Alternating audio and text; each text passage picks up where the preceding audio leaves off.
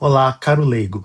Seja bem-vindo a mais uma aula da nossa tríade de assuntos sobre a campanha da Fraternidade de 2026. Essa é a aula 2 no bloco 1. Este bloco será dividido em 3 blocos, em 3 aulas sequenciais, para não ficar muito grande e não ficar muito expositivo. Então vamos caminhar juntos nesse aprendizado sobre a campanha da Fraternidade de 2026. O bloco 1 que nós vamos tratar é sobre o neoliberalismo, que é o que o texto base da campanha da fraternidade fala e trata sobre essa realidade. Então, nesse primeiro bloco, vamos tratar sobre o neoliberalismo e suas conjunturas. Então,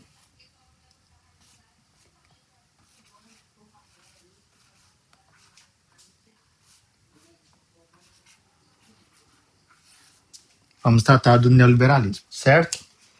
Então, o que é o neoliberalismo? Vocês conhecem? Eu acho que a maioria das pessoas que estão fazendo esse curso sabem o que é o neoliberalismo, porque é algo falado muito nas sociedades, nas redes e etc. Então, se você não conhece, eu vou explicar.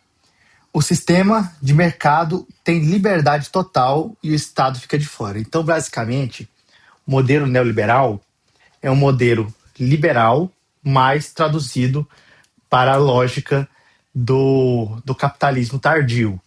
Então, o mercado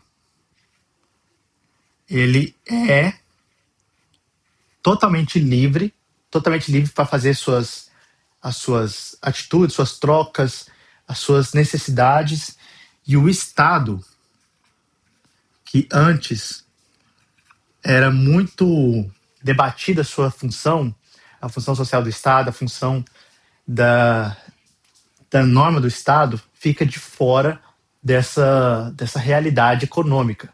Então, a economia ela é mais trabalhada com o mercado, com o livre mercado.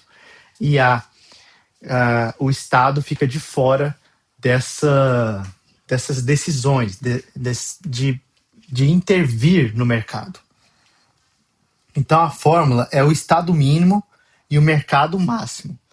O Estado mínimo é traduzido já há alguns anos como um Estado que é enxugado das suas necessidades, não das suas necessidades, mas das suas atribuições.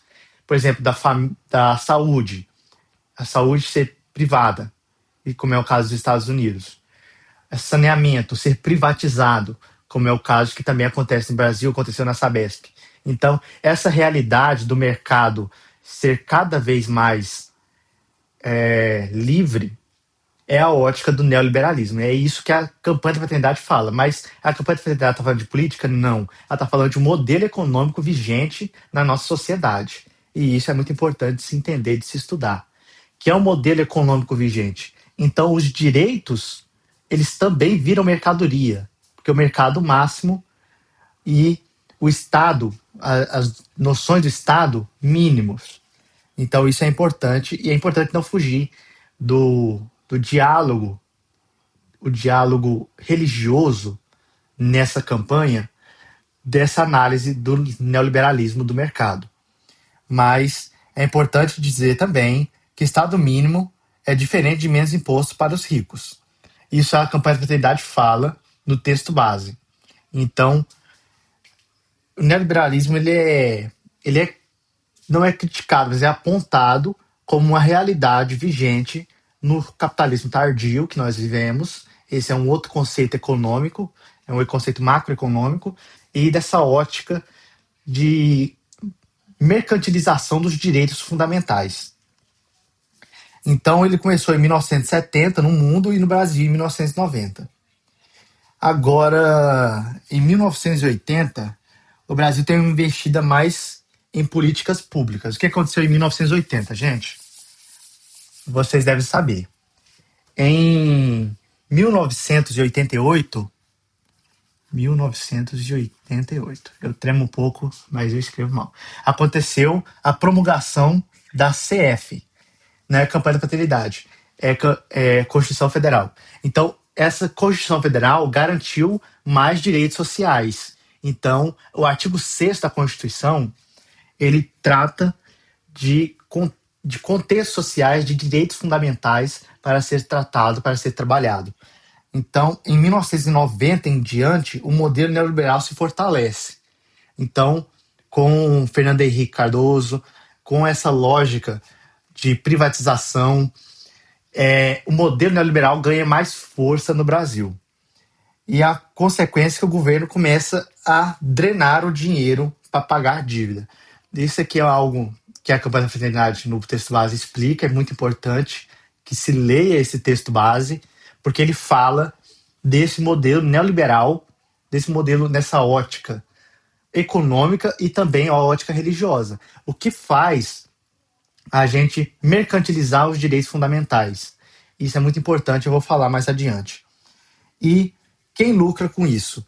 Isso é necessário de se frisar porque é uma realidade que a gente não pode fugir. Então, quem lucra? Ó, o governo pede empréstimo para bancos e paga juros para esses bancos, porque o governo foi esvaziado da sua função primordial, que é cuidar do cidadão.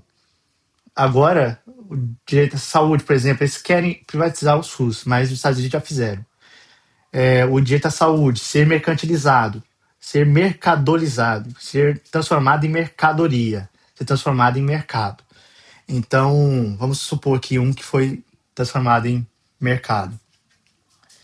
A telefonia foi privatizada e foi transformada em mercado. Hoje nós temos as operadoras que trabalham em cima dessa lógica.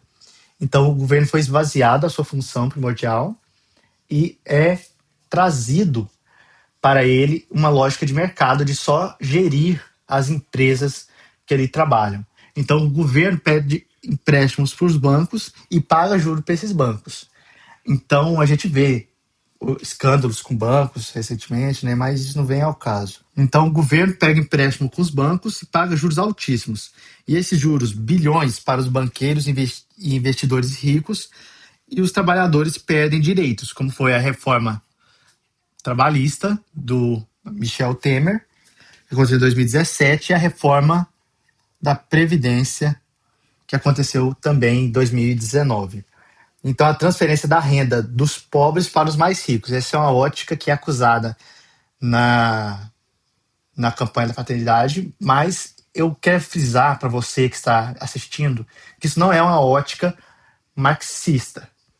Eu faço faculdade federal, eu conheço a ótica marxista, isso não é uma ótica marxista, é uma ótica de análise do que está acontecendo com o mercado nos últimos anos. Isso é uma análise científica, não são análises de esquerda, são análises realistas sobre o que acontece com o mercado atual, tá certo? Isso é muito importante frisar, porque o texto da campanha da fraternidade, o texto base, ele é muito criticado por ele ter fazer essa análise de conjunturas sociais e econômicas para falar de moradia. Então é muito criticado que tem um viés esquerdista, tem um viés errado, né, na campanha da fraternidade, mas isso não é verdade.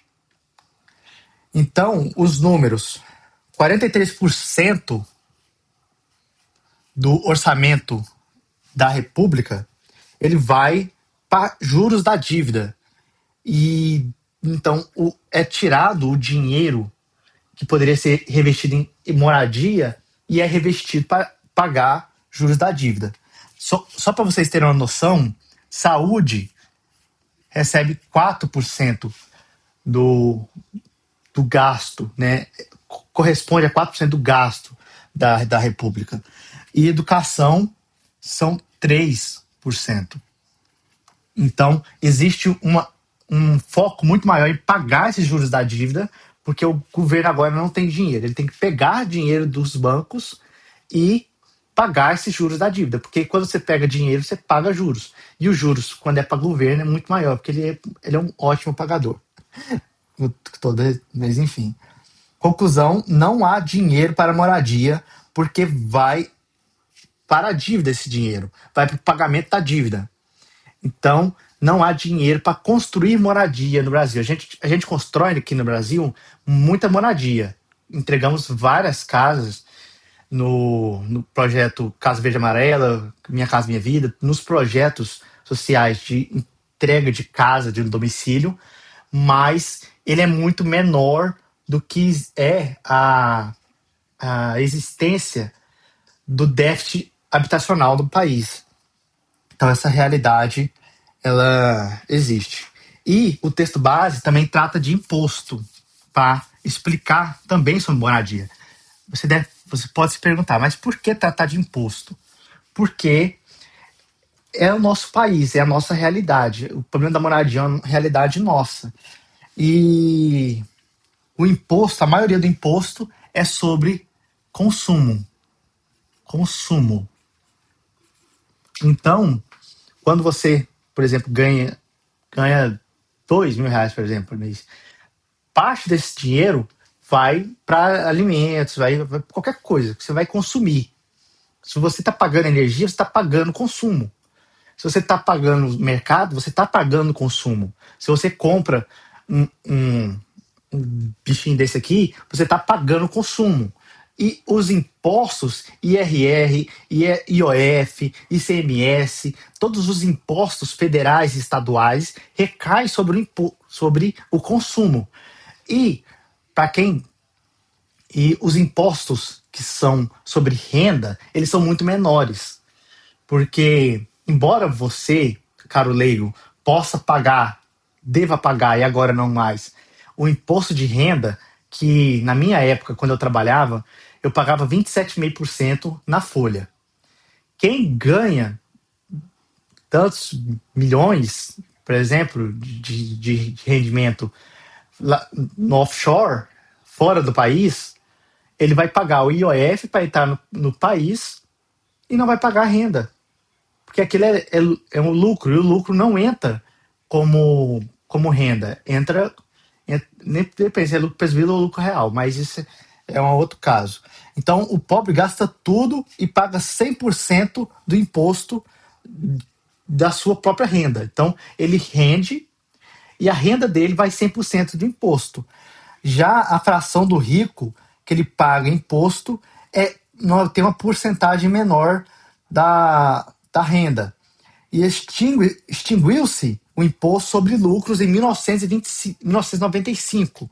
A campanha da fraternidade traz aqui esse dado. Então, em 1995, foi extinguido o imposto sobre lucro. Por exemplo, você está no lucro real ou no lucro presumido. Você teve tanto de lucro na sua empresa. Você vai pagar as DARF, você vai pagar os impostos do governo, mas você não vai pagar sobre o lucro. E isso é muito grave porque quem faz movimentação de bilhões e bilhões de dólares não, de reais, milhões de reais, não vai pagar imposto sobre o lucro, vai pagar as DARF, vai pagar aquelas guias, né, que embora quem ganha milhões não seja MEI, né, mas se você for analisar, eles vão pagar DARF, vão pagar. DARF é um documento de arrecadação fiscal. E faz esses pagamentos, né? Esses pagamentos, né, lógico, da empresa. Mas sobre o lucro não existe mais desde 1995. Então existe uma. Deixa eu achar aqui onde é que eu tava. Que o iPad virou. Ah, tá, eu tava aqui. Então, extinguiu-se em 1995. Investidor milionário, o lucro não paga imposto. E para a pessoa pobre, comprar feijão paga imposto. Então, essa é a ótica que a campanha da fraternidade traz, da gente olhar a ótica econômica. Não é fazer uma análise marxista. Isso aqui tá longe de ser marxista. Isso aqui tá bem longe. Eu conheço, já li Marx.